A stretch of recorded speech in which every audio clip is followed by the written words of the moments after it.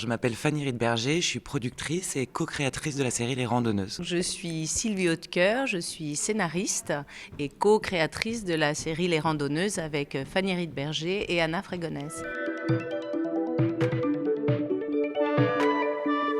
Le point de départ de la série, c'était lors d'un JT que j'écoutais de loin avec de très mauvaises nouvelles comme d'habitude. Tout d'un coup, il y a quelque chose qui m'a happé, ça parlait du cancer.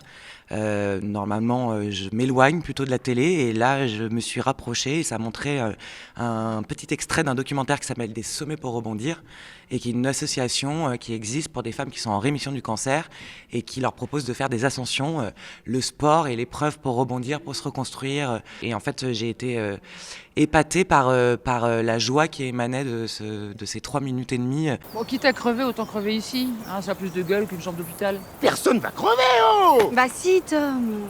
On va tous mourir, un jour, même vous. Et il faut y penser un petit peu tous les jours, pour être sûr de pas oublier. Tom, je suis médecin urgentiste. Tu vois, dans ce sac à dos, là, il n'y a pas que des mini-shorts. Il y a aussi toute une pharmacopée. Alors maintenant, tu vas nous faire confiance. Et tout va très bien se passer.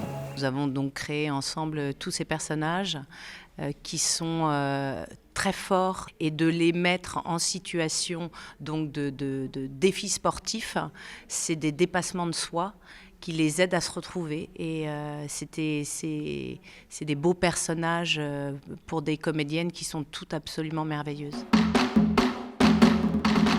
Je pense que c'est très important et même de notre devoir quand on est créateur, scénariste, enfin on a une arme en or dans les mains, c'est-à-dire potentiellement de faire une fiction qui sera regardée par des millions de personnes et qui est là pour lever des tabous, c'est sûr. Pour donner des référents aussi, moi, voilà, c'est quelque chose qui me tient très à cœur, de me dire que les gens qui le vivent, qui l'ont ou qui sont touchés dans la famille ou un gamin dont la mère est touchée, d'avoir des référents. Moi, j'en avais pas et je trouve il y a un côté, il y a de l'isolement qui nous, on est déjà très très triste et qu'il y a une solitude parce que c'est tabou. C'est tabou à la télé, mais c'est tabou dans la vie.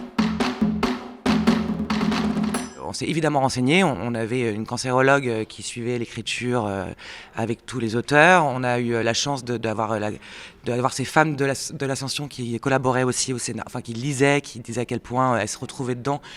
Donc les précautions qu'on prend, je pense, quand on traite un sujet comme ça, c'est la véracité. Je pense que c'est la seule chose à laquelle il faut se tenir.